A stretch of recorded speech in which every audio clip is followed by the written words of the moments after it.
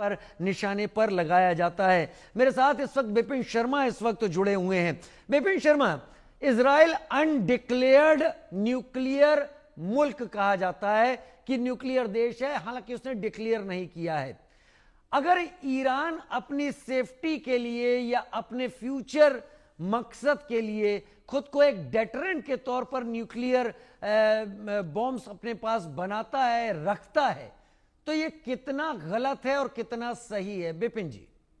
जी देखिए, सर्वप्रथम तो एक बात तय है कि ये जो ऑपरेशन मिडनाइट हैमर था अमेरिका की तरफ से, वो क्लासिफाइड ऑपरेशन था। उसमें दो फैक्टर्स बड़ी अहम भूमिका निभाई उन्होंने, डिकॉय एंड डिसेप्शन। तो मतलब दुश्मन को पता नहीं चला कि अमेरिका की तरफ से ये अभूतपूर्व कार्रवाई हो रही है। और निश्चित बात है कि ये कोई साधारण परिस्थितियां नहीं है।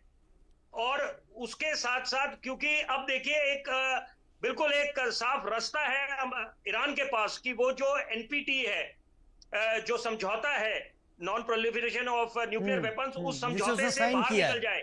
तो ये संकेत भी दिया ईरान ने, और ईरान ने तो दबाव डाला है यूएन पे, यूएनएससी पे, कि ये जो अमेरिका ने करा है वो उल्लंघन करा है ये सारे नियमों का।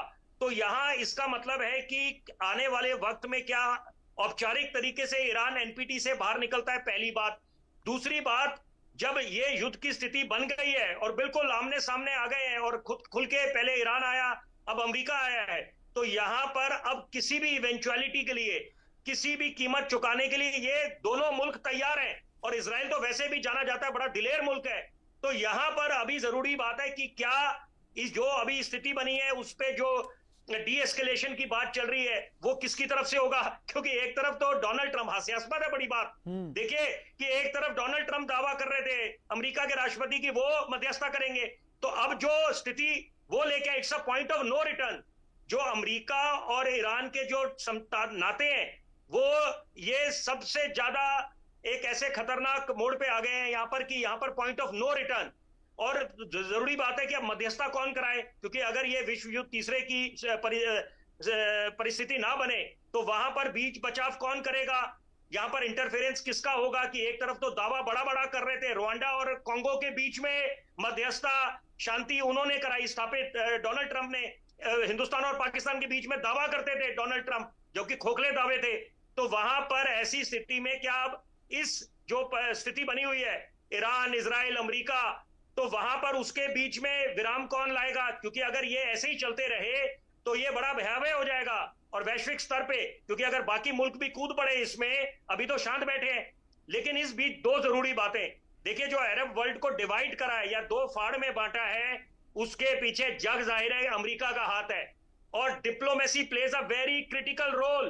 कि यहां पर अगर हिंदुस्तान की डिप्लोमेसी की बात करें, उसकी एक अलग अहमियत है। तो वहां पर बड़े बुद्धिजीवी बैठे हैं यहाँ पर, जो हमारे डिप्लोमेट्स हैं, और कूटनीति जो है हमारी। और वही अमेरिका की कूटनीति की बात करें कि एक तरफ वो संकेत दे रहे थे कि पाकिस्तान के फील्ड मार्शल आसिम मुनीर के साथ हाथ मिला रहे हैं, उनको होस्ट कर रहे हैं, जबकि खुद उन्होंने कड़े शब्दों में विरोध करा था कि पहलगाम में जो निहत्थे सैलानियों को मौत के घाट उतारा गया। लेकिन उसके बाद यू टर्न ले लेते हैं, कहते हैं both India and America, Pakistan are good friends, we have very strong ties with them and they are all nuclear powers. तो अपने आप में इसके मायने हैं। तो इसका मतलब सरल भाषा में अगर हम समझाएं दर्शकों को, तो इसके मायने ये है कि एक साथ सबको दुश्मन नहीं बनाना चाहता डोनाल्ड ट्रंप, अमेरिका। इसीलिए डिवाइड एंड रूल की नीति पे चल रहे हैं। अरब वर्ल्ड को डिवाइड कर दिया, राइट, डिवाइड एंड रूल।